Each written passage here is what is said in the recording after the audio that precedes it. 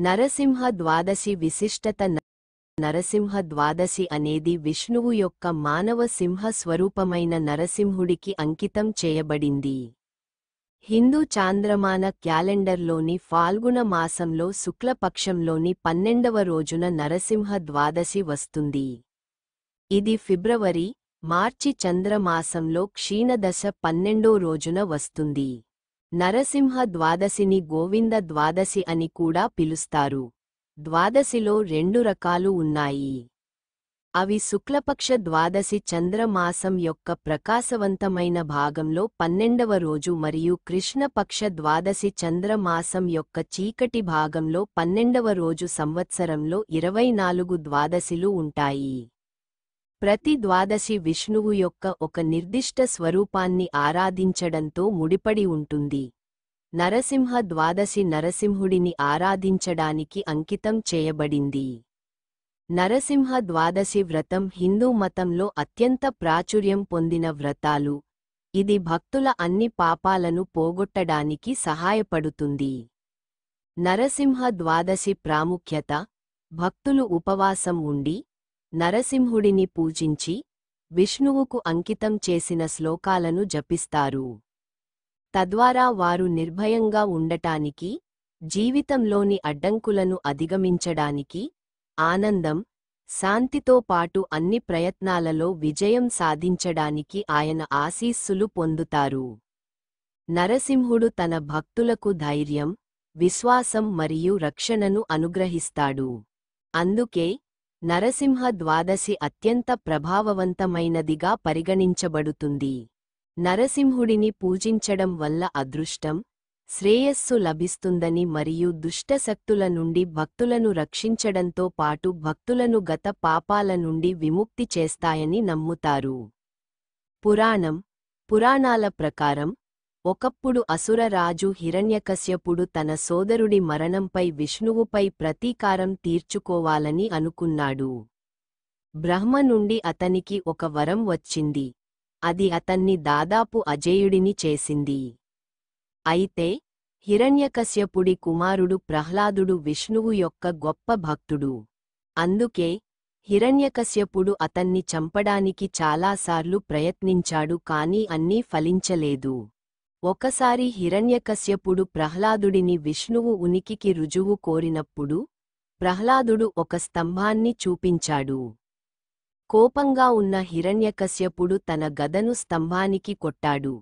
అకస్మాత్తుగా నరసింహుడి ఉగ్రరూపంలో విష్ణువు స్తంభం నుండి ప్రత్యక్షమై హిరణ్యకశ్యపుని చంపాడు. ప్రహ్లాదుడు తన శత్రువుపై సాధించిన విజయాన్ని చెడుపై మంచి విజయంగా భావిస్తారు. విష్ణువు పట్ల అతని భక్తి అతని ప్రాణాలను కాపాడింది. అందుకే నరసింహ అవతారాన్ని హిందూ భక్తులు పూజిస్తారు.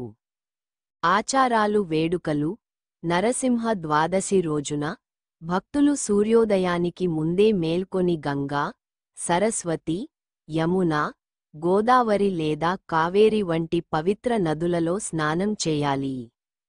ప్రజలు విష్ణువు మరియు గంగా తల్లి మంత్రాలను జపిస్తూ సమీపంలోని నది లేదా సరస్సులో స్నానం చేయవచ్చు. ఇది సాధ్యం కాకపోతే వారు స్నానం చేయడానికి ఉపయోగించే నీటిలో నది దేవతలను ప్రార్థించి పూజ యొక్క స్వరాన్ని సెట్ చేయవచ్చు. పూరీ తీరంలో ఉన్న మహోదాది తీర్థం వద్ద భక్తులు గుమిగూడి ఉంటారు. ఇది గొప్ప జ్యోతిషశాస్త్ర ప్రాముఖ్యతను కలిగి ఉందని నమ్ముతారు. భక్తులు పండ్లు, పువ్వులు మరియు ప్రత్యేక ప్రసాదం వంటి నైవేద్యాలతో నరసింహుడికి పూజలు చేస్తారు. ఫాల్గుణ నృసింహ ద్వాదశి నాడు గంగానదిలో స్నానం చేస్తే ఫాల్గుణ మాసాన్ని సర్వదేవతా వ్రత సమాహారంగా పేర్కొంటారు. చైత్రాది మాసాల క్రమంలో చిట్టచివరిది ఫాల్గుణ మాసం. శిశిర ఋతువుకు ముగింపు పలికే ఫాల్గుణ మాసంలో వచ్చే ప్రతి తిథిలోనూ ఓ వ్రతం చేస్తారు. ఫాల్గుణ శుద్ధ పాడ్యమి నాడు భద్ర చతుష్టయం, విదియనాడు మధూకం వంటి వ్రతాలను చేస్తారు. అలాగే ఫాల్గుణ శుద్ధ చవితి నాడు అవిఘ్నగణపతి వ్రతం చేస్తారు. పంచమి నాడు అనంత పంచమీ వ్రతం, సప్తమి నాడు ఆర్కసంపుట సప్తమి లాంటి వ్రతాలు, అష్టమి నాడు దుర్గాష్టమిగా కూడా పేరున్న లలిత కాంతీ దేవి వ్రతం చేస్తారు. నవమి నాడు ఆనంద నవమి వ్రతం, ఏకాదశి నాడు అమలక, ఉసిరి ఏకాదశి, ద్వాదశి నాడు గోవింద ద్వాదశి, చతుర్దశి రోజు మహేశ్వర వ్రతం, లలిత కాంతి వ్రతం జరుపుతుంటారు. అందుచేత ఫాల్గుణ మాసంలో వచ్చే నృసింహ ద్వాదశిన వైష్ణవ ఆలయాలను సందర్శించడం ద్వారా శుభఫలితాలు చేకూరుతాయని పండితులు చెబుతున్నారు. ఫాల్గుణ శుద్ధ ద్వాదశిని నృసింహ ద్వాదశి అంటారు. శ్రీ మహావిష్ణువు దశావతారాల్లో ఒకటైన నరసింహస్వామిని ఈ రోజున పూజించే వారికి అష్టైశ్వర్యాలు చేకూరుతాయి. ఇంకా ద్వాదశి నాటి గంగాస్నానం పాపనాశనమని పురోహితులు చెబుతున్నారు. ఆలయాల్లో ప్రత్యేక పూజలు, అభిషేకాలు నిర్వహించడం, ఆ రోజున మహిళలు సీతామాత పూజ, విష్ణుపూజ చేస్తే సకల సంపదలు చేకూరుతాయి. విష్ణువుకు ప్రీతికరమైన ఈ మాసంలో వచ్చే నృసింహ ద్వాదశికి ముందు 12 రోజులు పయోవ్రతం ఆచరించి విష్ణుదేవుడికి క్షీరాన్నం నివేదిస్తే అభీష్టం సిద్ధిస్తుందని పురాణాలు చెబుతున్నాయి.